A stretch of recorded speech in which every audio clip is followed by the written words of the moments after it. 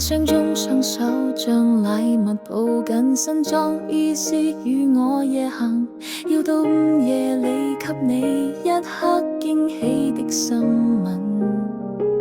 很想相擁祝福你大1歲前來你的小小寶禮，卻發現他也帶着你心愛玩具。我彷彿玻璃鞋盡碎，一點點玻璃抱於心裏。你花1分鐘想出一句，笑說我會滿意你新居，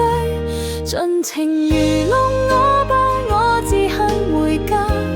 沒有眼淚要流下，不要忘記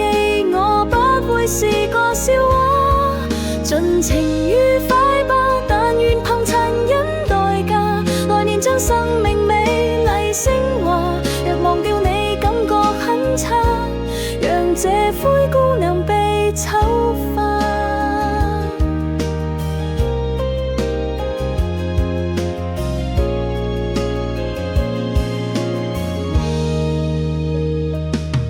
車上聲音通知尾站到此，鐘聲響起正午夜時，次要梯下撞的愛，加添悲哀的色彩。很想一生花光氣力相愛，難逃最終輸得慷慨。我發誓不會困在最善變的海，盡情愚弄我吧，我自行回家，沒有眼淚要流下，不要忘記我不會是個笑話，盡情愉快吧，但願憑殘忍代價，來年將生命美麗升華。別來問我一切好嗎，讓這灰姑娘被醜化。你得不到一切，別在某天妄想與過去美麗，我哪會是公主，沒有預先但我高